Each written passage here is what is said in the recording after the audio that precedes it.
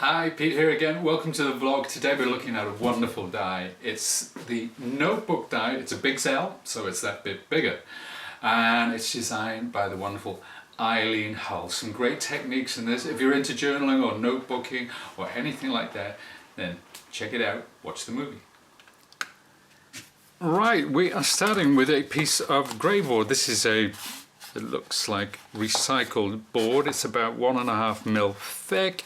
There are various thicknesses, various grades, but if you're making a notebook cover or a journal cover, it's good to have something quite solid like this.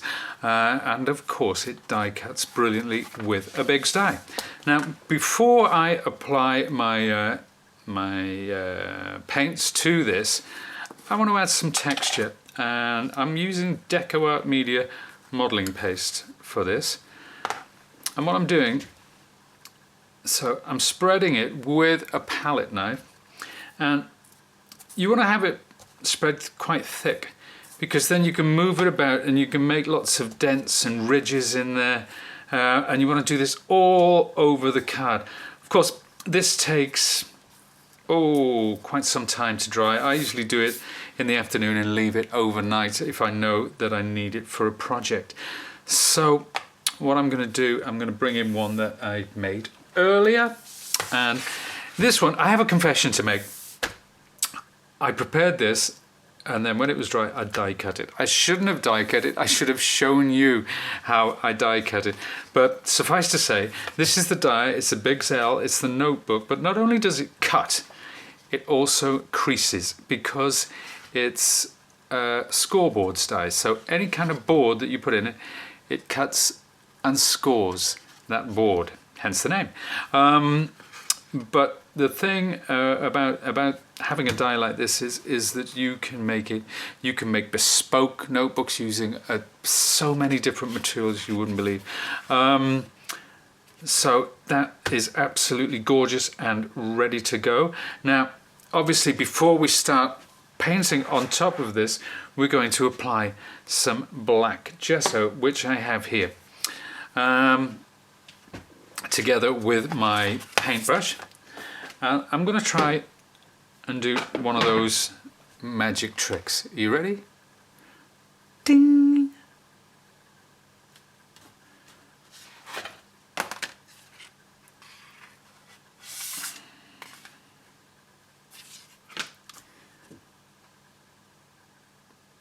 And there we have it. Look at that, fantastic. Yeah, I'm sure it's all a bit of clever, or maybe not so clever editing, but that's ready to go. It's painted with black gesso. You could use white, you could use clear gesso.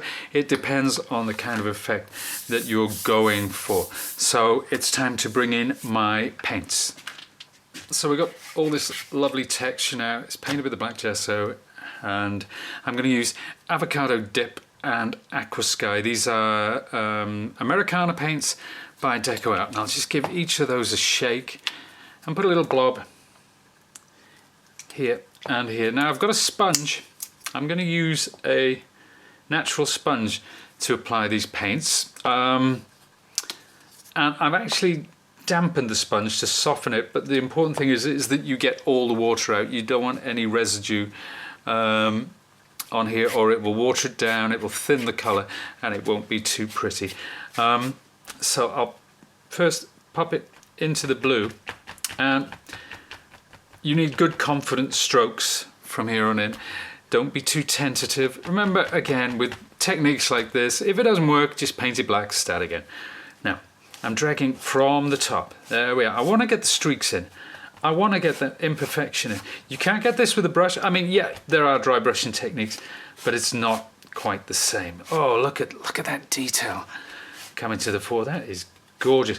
The great thing about this is it's still exciting for me because I haven't got a clue how this is going to turn out. I really haven't. So I'll come from the base as well.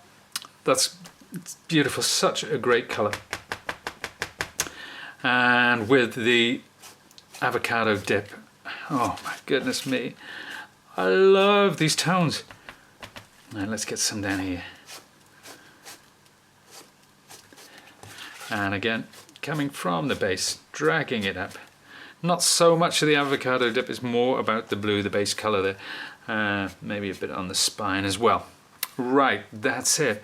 It's random, you never know how it's going to turn out. As I say, that is the exciting thing about this style of making. So this is a very kind of, it's going to be a kind of a mixed media type journal. And we're going to bring in this. This is a stencil. It's a Tim Holtz stencil made by Stampers Anonymous. And I want to put some numbers across the front here. Maybe I'll do it at a sort of a jaunty angle.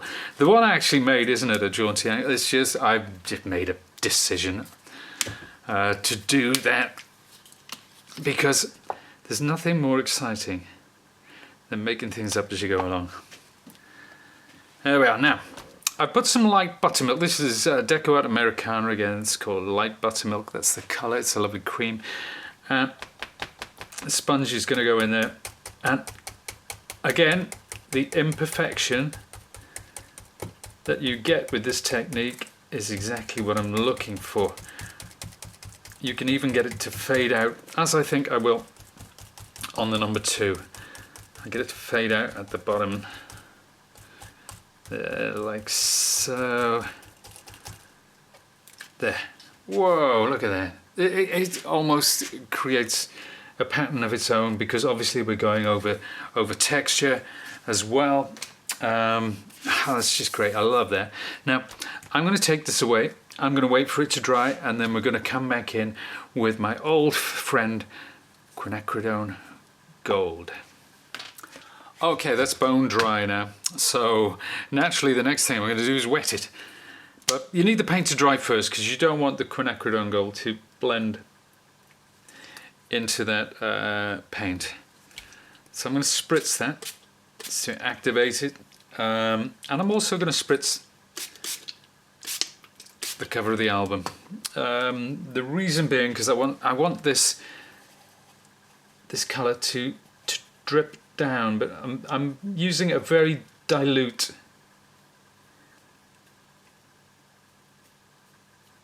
solution to start off with, and I'm going to push that across the top there, and then next take a slightly stronger colour, and I'm going to drag this down here.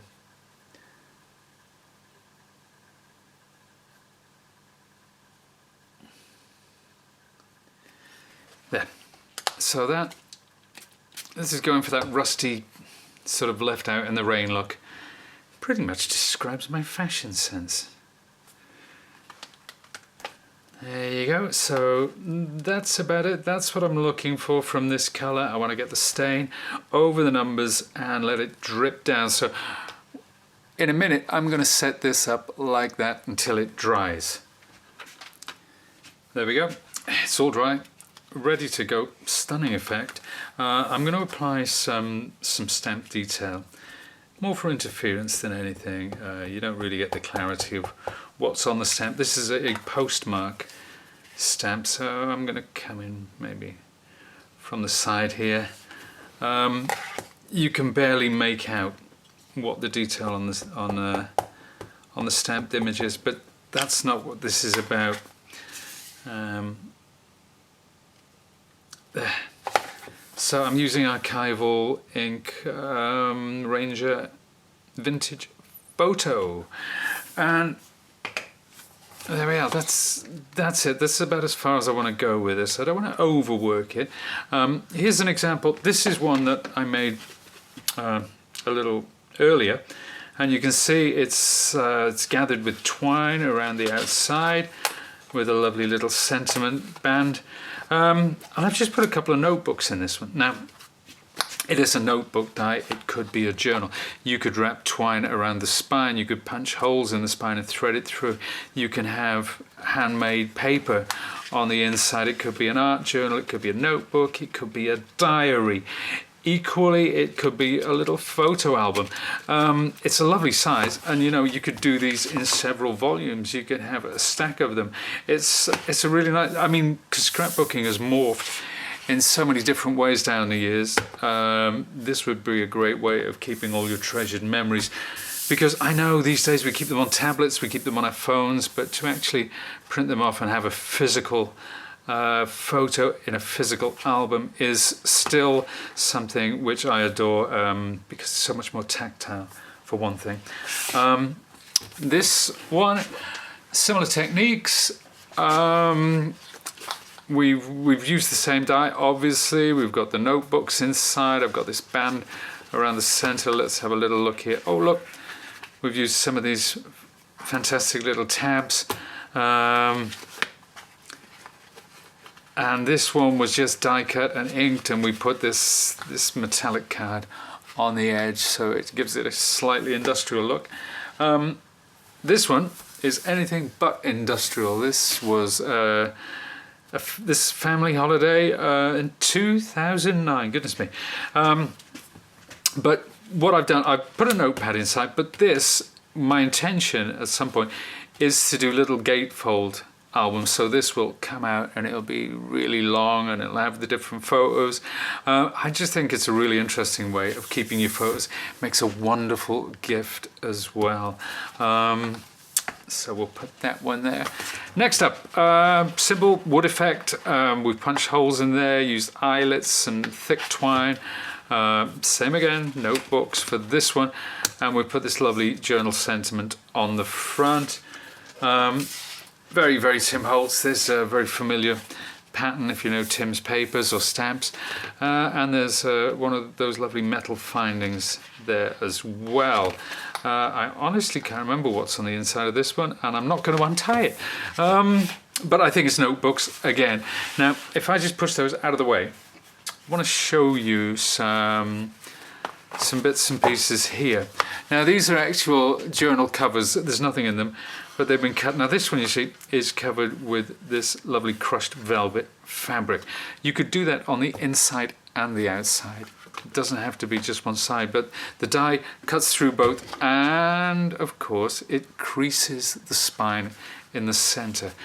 That's called veneer wood or marquetry wood, whatever you wish to call it. This is actual real wood on the grey board, so you could again do that on the outside and inside. Simple corrugated card applied both sides, cut in one pass through the machine. This is an old corduroy. I think this was my geography teacher's jacket. I jest, of course. But yeah, again, lovely texture. This is this is parcel paper, which has been scrunched, then flattened out. I applied spray adhesive to the grey board and then stuck this down and used a brayer or roller over the top, but the creases remain and it looks wonderful when it's inked up. So that's something I'm going to finish at some point. Last but not least, Hessian. Hessian fabric, relatively cheap. Attach it to the grey board, again using your chosen adhesive. Well, you could use Mod Podge or you could use spray adhesive as well.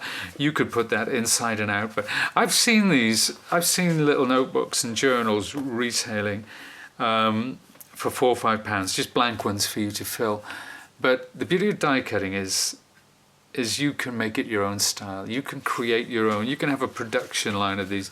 You can give them for gifts at Christmas, birthdays, whatever it may be. This would look lovely, maybe a little wedding favor as well. You know, I mean, it's endless. I mean, I'm sure you guys out there, you're looking at all these things. You've got all the ideas. Hopefully we provide just a little bit of inspiration to get you started. Well, there we have it. Some fun techniques there, I'm sure you'll agree. Fantastic die, very versatile. And if you want any more inspiration, or if you just want to find out a little bit more about Sizzix products, then, or even if you want to share your makes, we would love to see what you're making out there. There's a place for that as well, and it's all at sizzix.co.uk.